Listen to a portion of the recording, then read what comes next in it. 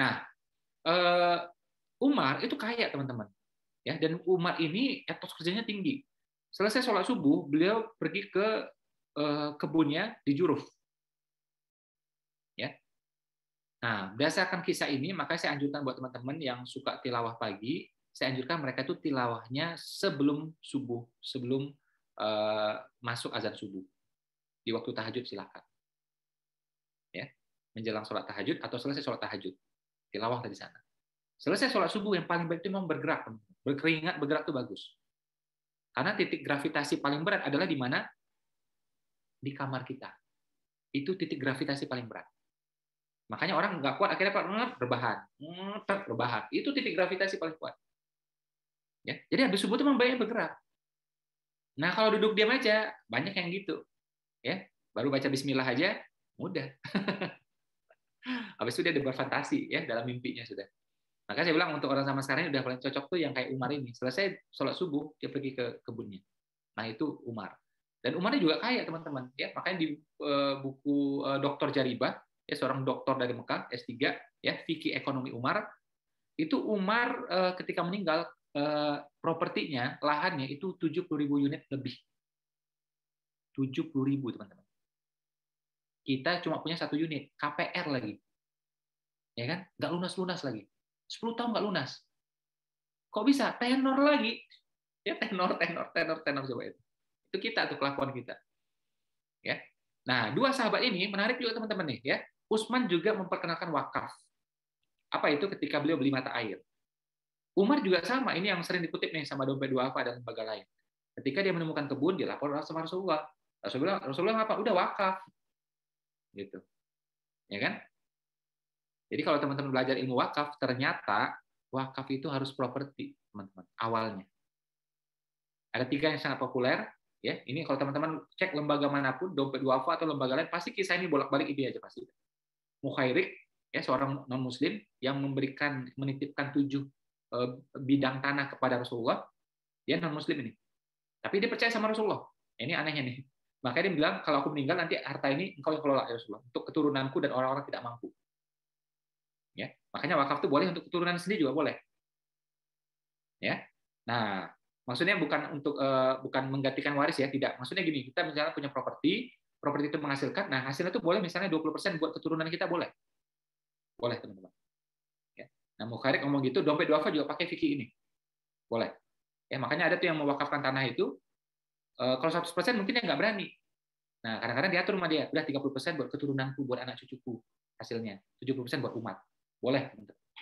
Ya. Jadi misalnya dia punya properti kan, disewakan atau apa gitu ya. Nah, dia pengen kadang-kadang sekian persen balik ke keturunannya, silahkan. Ya. Jadi Mukhairik tadi ya seorang muslim itu wakaf juga. Utsman yang membeli mata air, properti wakaf juga. Kemudian Umar yang menemukan kebun. Properti juga, wakaf juga. Jadi teman-teman ternyata wakaf itu awal-awalnya adalah properti. Fikih yang berkembang kemudian barulah kemudian muncul namanya wakaf tunai. Kita balik ke awal ini. Apa artinya itu, teman-teman? Jadi kalau ngomong wakaf, kalau kita lihat makna asalnya, baiknya memang properti. Karena hanya properti yang bisa apa? Dia diam saja, tapi nilainya bisa naik terus. Betul apa betul? Hanya properti, nggak ada yang lain. Ya, teman-teman wakaf, misalnya gini, mohon maaf, mushaf Al-Quran. 2 tahun, dia mulai lepas-lepas kertasnya. 7 tahun, berserakan kertasnya. 12 tahun, udah, hurufnya kadang-kadang udah hilang. Ya, jadi seiring adanya waktu, ya, nilainya akan turun. Bisnis, ada itu boleh, bukan yang nggak boleh. Sana ada wakaf bisnis, ada wakaf saham juga. Bisnis bisa naik turun, teman-teman. Satu-satunya di muka bumi yang nilainya tetap atau naik cuma satu. Apa itu, teman-teman? Properti, dan itu ajarannya Islam. Makanya Mesir, Malaysia punya memang departemen ngurus wakaf dari pemerintah. Setara dengan kementerian. Ilmu wakafnya luar biasa. Ya. Teman-teman di Jakarta tuh ya, lihat tuh, kenapa kita bisa sholat ya di masjid di tengah-tengah kota? Karena ada orang Betawi dulu yang wakafin tanahnya. Ya. Sebagian buat tempat dagang, sebagian buat dirinya, sebagian buat anaknya, sebagian jadi masjid aja. Nih, makanya kita lihat tuh masjid-masjid pinggir jalan tuh. Itu orang Betawi zaman dulu tuh. Nekat dia, berani dia. Kalau kita kan mikir kan, wah, mending jadi rumah makan. Tapi jalan loh. Ya kan, duitnya lumayan ini. Mau garap sendiri boleh, kalau nggak sewakan sama orang. Nah, mereka nekat tuh, jebret ya, jadiin masjid. Masya Allah. Ya. Nah, kita sholat lah tuh di pinggir-pinggir jalan tuh kan banyak tuh ya, masjid yang langsung benar-benar di tepi jalan. Itu wakaf orang terdahulu tuh, Masya Allah. Ya. Nah, jadi wakaf tunai boleh nggak? Ya boleh, bukannya nggak boleh. Tapi kalau kita lihat makna asalnya, teman-teman, wakaf itu adalah properti. Nah, ini adalah isyarat bahwa kita mesti kuat finansial. Ya. Umar itu saking kayanya, teman-teman.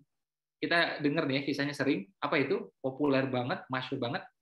Telat sholat berjamaah, asar. Telat aja loh, bukan nggak sholat asar. Telat sholat berjamaah. Itu satu properti dilepas. Saking kayanya.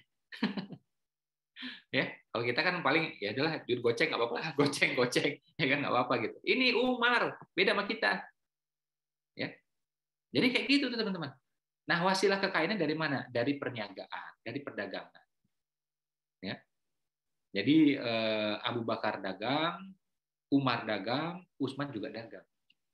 Kalau kita nggak dagang, tanda petik ya, itu malaikat bingung ke kita gimana cara mentransfer rezeki. Gimana coba caranya? Bisa sulit, ya. Gini lah, teman-teman mungkin punya saudara, punya keluarga di kampung. Kampung banget, pelosok banget. Yang nggak ada bank di sana. Kita mau kirim duit ke dia, bisa nggak kira-kira? Bisa, tapi sulit. Ya, nggak ada bank, nggak ada handphone. Ya, bisa nggak kirim ke sana? Bisa, tapi sulit. Nah, kita bisa titip melalui kantor pos, satu. Atau apa? Titip melalui orang yang ke sana. Kamu mau pulang kampung juga? Titip ya. Nah, kalau nitip sama orang biasanya nggak banyak. Wong titip, ngeri kita kan. Kamu kita ngasih 200 juta, nggak berani kita. Ya, kasih ya buat Bibi ya. Ya, mungkin 10 juta, mungkin 15 juta. Paling gede. Ya. Nah, jadi teman-teman, apa artinya? Kalau kita buka bisnis, itu ibarat kita buka rekeningnya, teman-teman. Memudahkan malaikat transfer kita. Dan rekeningnya itu sama. Kalau rekening beda, itu RTGS. Lama juga nyampainya. Nah, kalau kita bisnis, itu memudahkan ya, tanda petik ya, malaikat transfer ke kita. Ya, jadi rezekinya lebih kebuka. Kalau nggak malaikat transfer lewat mana? Ya repot. Mau gaji udah dipakem kok. Ya, gaji udah dipatok kok gitu. Tapi kan Allah bisa ngasih dari mana aja, Pak. Iya, tapi Allah juga menurunkan sunatullah. Ya kan? Allah menurunkan sunatullah. Kalau kerja ya dapatnya ini, sekian sudah. Oh, tapi saya percaya Pak pada keajaiban. Ya coba aja ente kerja 10 tahun, hasilnya berapa? Dibanding ngambil 10 tahun. Ya pasti beda lah. Ya. Nah, itu satu. Terus juga saya pelajari dari hidupnya Rasulullah. Kenapa Rasulullah berkembang bisnisnya cepat, pesat? Karena Nabi Muhammad juga punya mentor. Punya apa teman-teman? Orang nggak paham ini. Nabi Muhammad punya mentor. Siapa itu? Pamannya. Jadi Nabi itu punya mentor bisnis, pamannya. Punya mentor agama. Siapa itu? Jibril. Bahkan ketika nikah sama Khadijah, Khadijah pun jadi mentor bagi dia. Karena bisnisnya Khadijah lebih besar. Harus diakui. Ya. Sekian persen harta di Mekah itu adalah harta milik Khadijah. Nggak main-main itu. Ya. Sekian persen itu harta beredar itu adalah milik Khadijah. Gede banget bisnis. Ya. Nah, dan apa yang menjadi motivasi bagi Khadijah untuk aktif berbisnis? Ya, beliau bilang apa coba? Dia pengen harta ini berputar dan bermanfaat. Jadi kalau stay aja, itu manfaatnya kurang.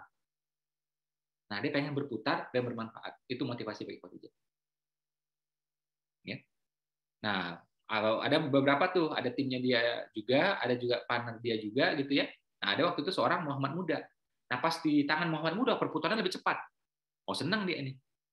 Terus akhlaknya gimana nih? Dia utus seorang utusannya, laki-laki ya, untuk dagang bareng bersama Muhammad muda waktu itu. Gimana nih orang, benar nggak jujur, benar nggak baik, benar nggak santun. Ngikutin tuh perjalanan pulang dan pergi. Baru ketahuan, oh ternyata orangnya memang beneran santun, ya selain jujur ya, santun, kalau makan suka ngajak-ngajak yang lain, suka traktir, ya kalau janji on time, kalau orang nggak on time ditungguin sama dia, oh kayak gitu coba. Ya.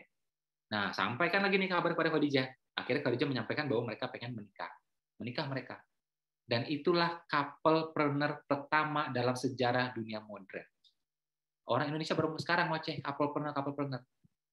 Rasulullah ada kasih contoh, teman dulu. Saya baru tahu nih istilah couplepreneur ini sejak tahun 2000 sekian ini nih. Ya 4 tahun terakhir lah. Couplepreneur, suami istri bisnis, wih keren gitu. Khadijah udah kasih contoh dari dulu, Rasulullah kasih contoh dari dulu, coba. Kurang keren apa coba? Ya.